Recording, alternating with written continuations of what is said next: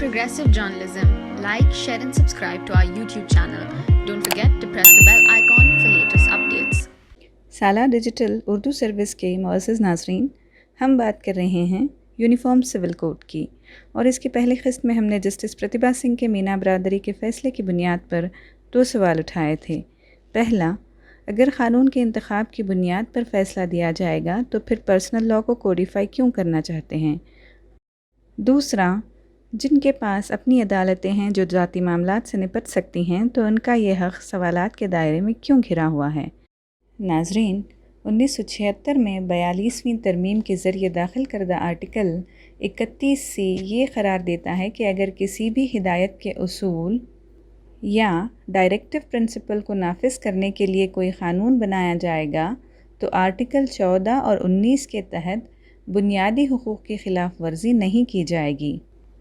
पिछले साल law commission ने ख़ुद ये नतीजा अख़ज़ किया था कि एकसा सिविल कोड न तो काबिल अमल है और ना ही मतलूबा है। एकसा सिविल कोड का हालांकि कोई खाका तैयार नहीं किया गया है कि इसके उसूल व ज़वाबित क्या होंगे, इसमें क्या शुमार होगा, क्या ख़ारिज किया जाएगा वग़ैरह वग़ैरह, लेकिन इसका सीधा मतलब ये है कि मुल्क के तमाम शहरियों पर उनके मज़हब से क़त्ए नज़र एक ही क़ानून लागू होगा। फ़िलहाल मामला ये है कि मुख्तलिफ़ कम्यूनिटीज़ के पर्सनल क़वानीन उनके मजहबी सहीफ़ों के मुताबिक होते हैं, मगर एकसा सिविल कोड पूरे मुल्क के लिए एक ही क़ानून की फ़राहमी करेगा जो शादी, तलाक़, विरासत वग़ैरह ज़ाती मामलात में तमाम मजहबी बरादरियों पर लागू होगा। हालांकि सुनने में ये बहुत ही बेहतरीन और खुश आइन लग रहा है, मगर इसकी हकीकत हम बतदरीज आपके लिए वाज़ेह करेंगे। नाज़रीन, आप जानते हैं कि civil procedure code, sale of goods act, Indian contract act, transfer of property act, partnership act, evidence act वग़ैरह 90% क़वानीन सब के लिए एक हैं। तो सवाल यह है कि जब हिंदुस्तानी क़वानीन ज़्यादातर शहरी मामलात में एकसा ज़ाबिते की पैरवी कर ही रहे हैं तो फिर ज़ाती मामलात जो सिर्फ 10% हो सकते हैं, का ऐसा कौन सा पहलू है जिसके लिए इनफरादी आज़ादी, इंडिविजुअल ऑटोनॉमी की भेंट चढ़ाई जा रही है।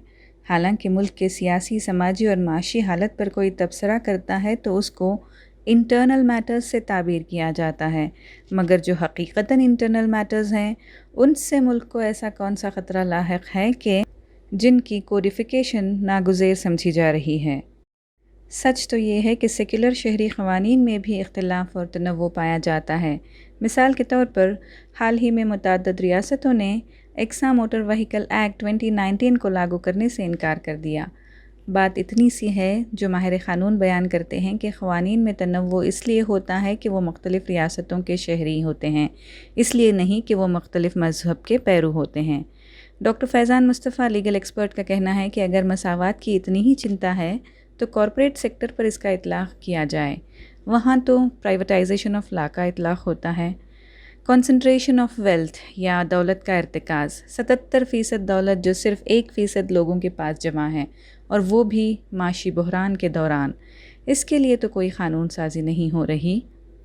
एक और हकीकत भी ये है कि मुल्क के तमाम हिंदू भी एक क़ानून के तहत नहीं चलते और ना ही तमाम मुसलमान या तमाम ईसाई। न सिर्फ बरतानवी बल्कि पुर्तगाली और फ़्रांसीसी क़ानून भी मुल्क के कुछ हिस्सों में आज भी लागू होते हैं। ये बात भी काबिल गौर है कि मुल्क भर में नाफिज अक्सरियतों के क़वानीन को भी मुल्क के कुछ हिस्सों में लागू होते होते 70 साल का अरसा लग गया। शुमाल मशरक़ में 200 से ज़्यादा क़बाइल हैं जिनके अपने मुतनव्वे रवायती क़वानीन हैं। आइन ख़ुद नागालैंड में मकामी रसूमात की हिफाजत करता है। इसी तरह के तहफ़्फ़ुज़ात मेघालय और मिज़ोरम में भी हैं। यहाँ तक कि तरमीम शुदा हिंदू क़ानून में तरमीम के बावजूद रिवायती तरीक़े अपनाए जाते हैं। ज़ाती क़वानीन अवामी क़वानीन के बरक्स ज़ाती मामलात जैसे शादी, तलाक़, विरासत वग़ैरह पर लागू होते हैं। डॉक्टर अम्बेडकर ने कहा था कि रियासत सिर्फ़ ये चाहती है कि उसे इस तरह एक क़ानून बनाने का हक़ हासिल हो जाए। इसके माने ये नहीं हैं कि रियासत पर्सनल लॉ को ख़त्म करने की पाबंद हो जाए। कोई भी रियासत अपने इख्तियारात का इस्तेमाल इस तरह नहीं कर सकती जिसके बायस मुसलमानों को बगावत पर आमदा हो जाना पड़े। अगर रियासत ऐसा करे तो मेरी दानिश में ये पागलपन होगा। दिसंबर 1949 میں جب ہندو کوڈ بل پر بحث ہوئی تو 28 میں سے 23 مقررین نے اس کی مخالفت کی۔ امبیڈکر کو آخرکار استعفیٰ دینا پڑا۔ نہرو نے ضابطۂ اخلاق کو الگ الگ قوانین میں تبدیل کرنے پر اتفاق کیا اور متعدد دفعات کو تو کم بھی کر دیا۔ حالانکہ اس بل کے لیے ہندو اکثریت ہونے کے باوجود زبردست مشاورت سے کام لیا گیا، ریفارمز کیے گئے اور اس پر بھی اختلاف شدید ترین تھا۔ ناظرین، ایک اور حقیقت آپ کے سامنے لانی ہے کہ آئینی قانون کے ماہر فیضان مصطفیٰ بیان کرتے ہیں کہ international covenant on all forms of discrimination against women in 1979 was ratified by India only in the year 1993، یعنی ایک بین الاقوامی معاہدہ جو خواتین کے ساتھ ہر طرح کے تفریقی سلوک کے خلاف تھا، اس کی بھی توثیق ہندوستانی حکومت نے 1993 میں کی، اور یہ بھی کہا کہ اس معاہدے میں نمبر 5 اور نمبر 16 کی جو شرائط ہیں، ایکویلٹی ان فیملی یا بیٹا اور بیٹی کو یکساں حقوق کی منظوری کے لیے کنسنسس یا اتفاق رائے تک کے لیے منظور کرنے سے انکار کر دیا۔ اب آپ ہی غور کریں کہ جس قانون پر ایک مدت تک اصلاح کا کام ہوتا رہا، اس کو بھی قبول ہوتے ہوتے ایک زمانہ لگ گیا۔ 1985 میں شاہ بانو کیس کے بعد مسلم پرسنل لاء پر توجہ مرکوز کی گئی۔ نومبر 2019 اور مارچ 2020 میں UCC کو دوبارہ تجویز کیا گیا تھا، لیکن جلد ہی دونوں بار پارلیمنٹ میں متعارف کیے بغیر واپس لے لیا گیا۔ بارہا اس مسئلے کو تازہ کیا جاتا ہے اور اقلیتوں کے سر پر ایک تلوار لٹکائی جاتی ہے۔ ایک اور اہم سوال یہ ہے کہ جب اکثریت کے باوجود، ریفارمز کے باوجود، زبردست مشاورتوں کے باوجود ہندو کوڈ بل نافذ کرتے کرتے سال ہا سال لگ گئے، تو اقلیتوں کے لیے UCC ایک ہی جھٹکے میں کیوں لاگو کرنا چاہتے ہیں؟ اس پر کوئی کمیٹی کیوں نہیں بنائی جاتی؟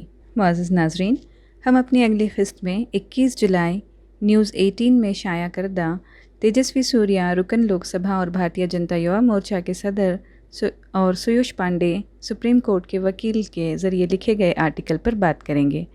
سالار YouTube چینل سے جڑنے کے لیے آپ تمام کا شکریہ۔